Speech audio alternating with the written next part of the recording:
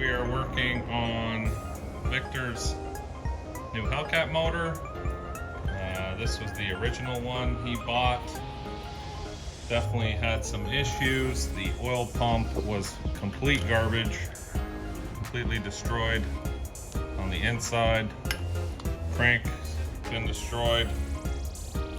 The front, basically the front pulley fell off when we took the bolt off, so this motor's basically a complete write-off. The block's good. The cylinder wall seemed to be okay in that, so I'm sure he can use that for other things. But getting back to this one is fully refreshed. It's got new oil pump. It's got all new bearings, top to bottom, ARP head studs, ARP rod bolts. So this should be a great motor for his build. So today we are going to be doing the lockout kit. All right, so we got a VVT lockout kit sent to our friends at MMX out in Virginia. I appreciate the quick shipping. We got our instructions here that come with the kit. We got this off the motor already. So we're going to be locking this out for the camshaft. That's what the limiter kit does. So we got the little tool here to hold the pin, and so we're going to put this little guy. Basically, it's a very simple task. We've got this here. See a little stud. Shove this bad boy in here. Screw this in. Like so. Then we got to get an Allen key. Just snug it tight. Nothing crazy. It's just to hold it in place. So we check our tools here.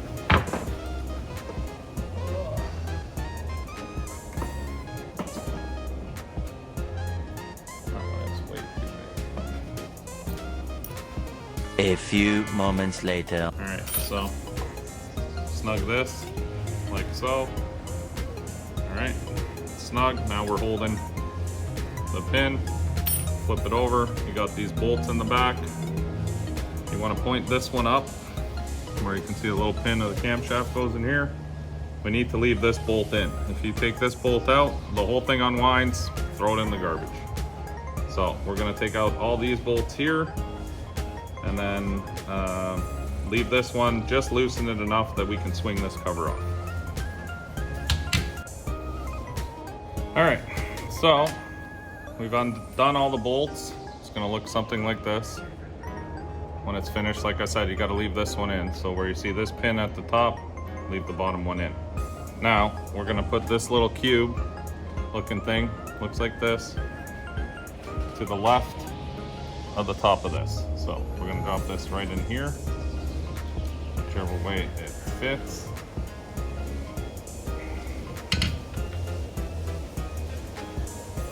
I've changed this one a little for the spacer here.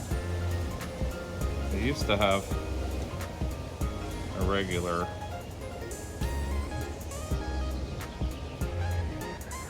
spacer, but now they have this thing. I preferred the square, to be honest.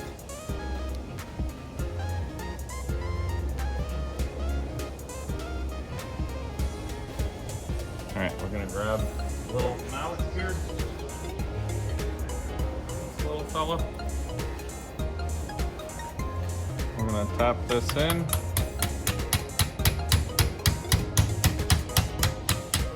To the slot.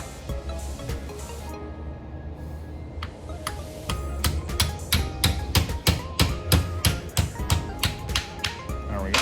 Okay, so now our limiter is in. See this little guy here? So it goes in between the G and the 5, if you see on the back here. So this is where you're gonna put your limiter. Now we're gonna swing this back up, and we're gonna retorque these bolts. Now you have one bolt, you gotta make sure this one here with the little pin has to go where we put that little tool that's holding it, the limiter tool. So make sure that you put that bolt back in the right spot.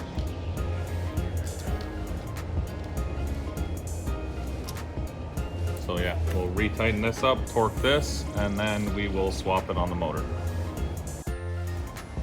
All right, so we got the new motor here.